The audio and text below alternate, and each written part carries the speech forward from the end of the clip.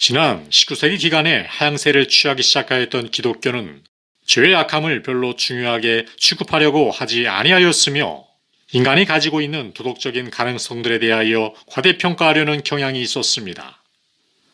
죄가 얼마나 사악한 것인가를 선언하는 대신에 죄의 불편성만을 강조하였습니다. 인간의 진보에 대하여 여러 가지 말로 아첨하는 칭찬을 아끼지 아니하므로 성경에 나타난 인간의 타락된 조건에 대한 비참한 묘사가 아주 말잘된 것은 아니라 할지라도 혼란을 겪게 되었던 것입니다. 이 시점에서 여러 교회들 가운데서 인기 있는 신앙을 시험하여 본다면 소위 복음적인 기독교의 명칭으로 불려지는 교회들 중 10분의 9를 평가하여 본다면 그들이 가지고 있는 신앙이라는 것이 성경에 묘사된 인간의 조건에 대한 진술과 정면으로 맞서 있다는 것을 발견하게 될 것입니다. 성경은 인간의 조건이 파멸과 영적인 죽음의 상태라고 천명하고 있습니다. 그러므로 하나님의 율법과 하나님의 복음에 비추어 볼 때 죄를 위하여 울어야 할 필요가 있습니다. 죄의 지극히 죄됨이 그러한 하나님의 율법과 하나님의 복음의 빛으로 드러날 수 있는 것입니다. 그리고 성경의 가르침을 통해 인간의 타락의 깊이가 정말 얼마나 큰 것인가를 알게 되는 것입니다. 성경의 장엄한 목표는 우리로 하여금 하나님을 알게 하는 것입니다. 그리고 인간을 창조하신 조물주의 눈에 인간이 어떠한 모습인가를 그려주는 데 있습니다. 또는 인간과 그의 조물주의 관계가 어떠함을 보여줍니다. 그러므로 하나님의 종들이 담당하여야 할 임무는 하나님의 성품과 하나님의 완전성을 선언할 뿐 아니라 인간이 지닌 본래의 조건과 인간이 저지를 배도를 윤곽적으로 그려주는 것입니다. 아울러 인간의 파멸을 치료하시는 하나님의 처방도 그려주는 것입니다. 그것이 하나님의 종들이 담당하여야 할 일입니다.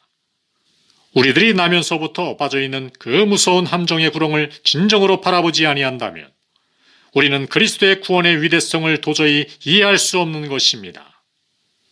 인간 타락의 상태 속에서 우리는 하나님이 주신 구속으로만 치유가 되는 무서운 질병에 걸려 있습니다.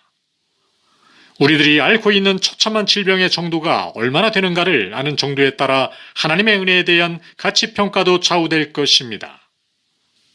데이비드 클락스는 시편 51편 강해에서 이 같은 사실을 다음과 같이 지적하였습니다. 복음 사역의 목적은 죄인을 그리스도께 인도하는 것이다. 그들이 그리스도께 오려면 먼저 그리스도 없이는 자기들이 얼마나 비참한 처지에 있는가를 알아야 한다. 그 비참의 지점을 만나지 못하면 그리스도께 다다를 수 없다. 이 비참의 주요 요소는 우리들의 본래적인 죄악성과 실제적인 죄악성, 그리고 하나님의 진노이다. 하나님의 진노는 우리의 죄인됨을 확연히 드러내 보일 것이다. 우리들은 그 죄와 진노에서 스스로를 건져낼 힘이 전혀 없는 것이다. 그러므로 죄인들을 그리스도께 인도하려는 위대한 목적을 효과적으로 수행하기 위하여 우리는 온 힘을 기울여서 이러한 비참한 느낌을 가지게 하고 그 죄와 진노에서 건지실 오직 유일한 분께 죄인들을 인도하는 것이다. 우리들이 처한 비참의 원인은 우리들의 본성이 부패하여 있다는 것이다. 또는 원죄 때문이다.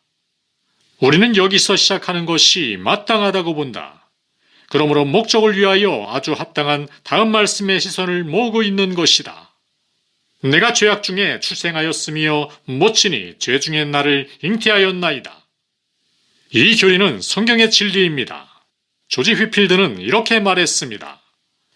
나는 그것을 그저 진리의 대원천인 성경의 교리로만 단순하게 보지 않는다. 그것은 매우 근본적인 교리이다. 바라기는 하나님께서 여러분 중 어떤 사람도 그 교리 때문에 시험에 빠져 고통을 당하지 않게 하시기를 원한다. 성경에는 이 주제에 대하여 매우 큰 강조점을 주고 있습니다. 성경의 부분마다 타락으로 인하여 인간이 처한 비참한 처지와 뇌의 상태에 대하여 많은 것을 말하고 있습니다. 부패, 눈먼, 아담의 후손들 모두가 영적 본질에 대하여 가진 반감을 강하게 주장하고 있습니다. 사람의 철저한 부패가 묘사되어 있을 뿐 아니라 자기 스스로는 그 자리에서 벗어날 수 없는 무능함도 아울러 강조하고 있습니다. 그리스도와 선지자들과 사도들의 선언과 증거는 모든 인간들이 사단에게 매여 종노릇하고 있음과 구원을 위하여 스스로 하나님께 돌아올 능력이 전혀 없음을 거듭 제시하고 있습니다. 그저 간접적으로 희미하게 말하지 아니하고 강조적으로 아주 상세하게 진술하고 있습니다. 이 점은 성경이 인간이 만들어낸 산물이 아니라 거룩한 삼위일체 하나님으로부터 왔음을 증거하는 여러 수백 가지의 증거들 중 하나입니다. 이 교리는 슬프게도 무시되는 주제인 것만은 틀림없습니다. 그 교리는 성경에서 가르쳐지고 있는 분명하고 일관성 있는 교훈임에도 불구하고 현대 강단에서는 하나님을 떠난 인간의 파멸과 비참함을 별로 설교하지도 않으며 강단을 지키는 사람들이 이 교리를 거의 이해하지 못하고 있는 것 같습니다. 정통의 중심 역할을 한다는 곳에서도 이 교리는 별로 중요하지 못한 위치를 차지하고 있습니다. 오히려 오늘날의 교육이나 사상의 주류는 그와는 정반대 방향으로 뻗어가고 있습니다. 다윈의 가설을 받아들이지 않은 곳에서마저 그 가설의 악한 영향이 자주 나타나 보입니다. 현대 강단을 맡은 사람들이 침묵을 잘못 사용함으로써 교회에 출석하는 세대들이 성경의 기본적인 진리를 통탄할 정도로 모르고 있습니다. 그러니 자기들이 처하여 있는 어두움의 무서운 구렁에서 빠져나오지 못하게 매고 있는 고집스러움과 불신앙의 사슬을 지적으로나마 알고 있는 사람은 천에 하나가 될까 말까 할 정도입니다. 수천 수만의 설교자들은 자기들의 회중들에게 그들이 본질상 무서운 처지에 있음을 신실하게 말해주는 대신 크레물린에서 일어난 최근의 소식이나 핵무기의 발전에 대한 소식을 해설하느라고 시간을 허비하고 있습니다. 그러므로 이 교리는 설교자들의 신앙의 건전성을 가늠하는 시금석적인 교리입니다. 이 주제에 대하여 정통하느냐 못하느냐에 따라 다른 극히 중요한 교리들에 대한 관점이 결정되는 것입니다. 그 사람의 신앙이 바로 이 점에서 성경적이라면 그는 사람들 스스로 자신을 개선할 수 없으며 그리스도만이 오직 유일한 소망임을 분명하게 지각할 것입니다. 그런 사람은 죄인이 거듭나지 아니하면 하나님의 나라에 들어감을 얻지 못한다는 것도 알 것입니다. 그리고 그는 타락한 존재가 선을 이룩하려고 자발적으로 나선다는 사상을 받아들이지 아니할 것이 틀림없습니다. 그럼으로써 그는 많은 오류에 빠지지 아니할 것입니다. 앤드류 풀러는 이렇게 진술하였습니다. 나는 무율법주의자의 체계로 기울어지는 사람치고 먼저 인간 부패 또는 인간의 진노받아 마땅함을 과소평가하는 개념을 받아들이지 아니하는 사람을 본 적이 없다. 신학적인 소양을 훌륭하게 갖추었던 스타이플러는 이렇게 말하였습니다. 거짓된 신학은 그 원천을 인간 부패에 관한 바르지 못한 관점에 두고 있다. 이 점을 아무리 강조해도 지나친 것이 아니다. 이 교리는 영적으로만 아니라 실제적으로도 큰 가치를 지니고 있습니다. 모든 참된 경건의 근원은 우리 자신과 우리의 비열함에 대한 바른 관점에 있습니다. 또한 참된 경건은 하나님과 하나님의 은혜에 대한 바른 관점에서 샘 근원을 찾습니다. 그것 없이 진정한 자기 혐오감이나 회개, 하나님이 구원하시는 긍휼에 대한 진정한 이해, 또한 그리스도를 믿는 믿음이 존재할 수 없습니다. 허망한 사람의 미몽을 깨워 자기 의의 무가치함을 확신케 하는 데에 이 교리를 알게 하는 것만큼 좋은 것이 없습니다.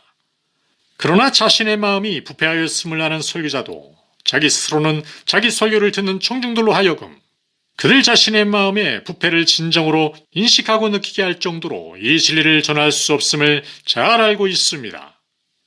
듣는 자들로 하여금 자기들을 사랑하는 데서 떠나 자기들에게 거는 모든 소망을 영원히 기각하여 버리게끔 이 진리를 전할 수 없다는 것을 잘 압니다.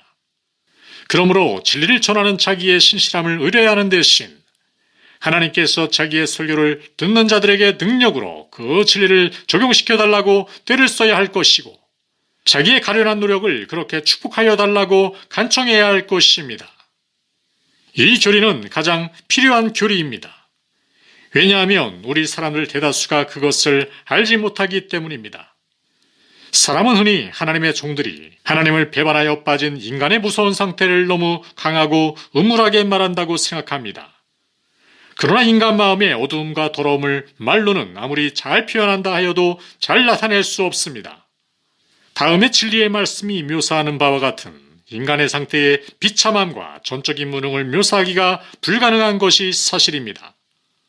고린도후서 4장 3절로 4절. 만일 우리의 복음이 가리었으면 망하는 자들에게 가리어진 것이라. 그 중에 이 세상의 신이 믿지 아니하는 자들의 마음을 혼미하게 하여 그리스도의 영광의 복음의 광채가 비치지 못하게 함이니 그리스도는 하나님의 형상이니라. 요한복음 12장 39절로 40절. 그들이 능히 믿지 못한 것은 이 때문이니 곧 이사야가 다시 일렀으되 그들의 눈을 멀게 하시고 그들의 마음을 완고하게 하셨으니 이는 그들로 하여금 눈으로 보고 마음으로 깨닫고 돌이켜 내게 고침을 받지 못하게 하려 함이라 하였음이더라. 은혜의 이적을 경험한 영혼들의 상태로 대조하여 볼 때 그 점은 더욱 명백하게 드러나 보입니다. 이 교리는 가장 유익을 주는 교리입니다. 하나님은 흔히 이 교리를 사용하셔서 사람들의 지각을 깨우치십니다.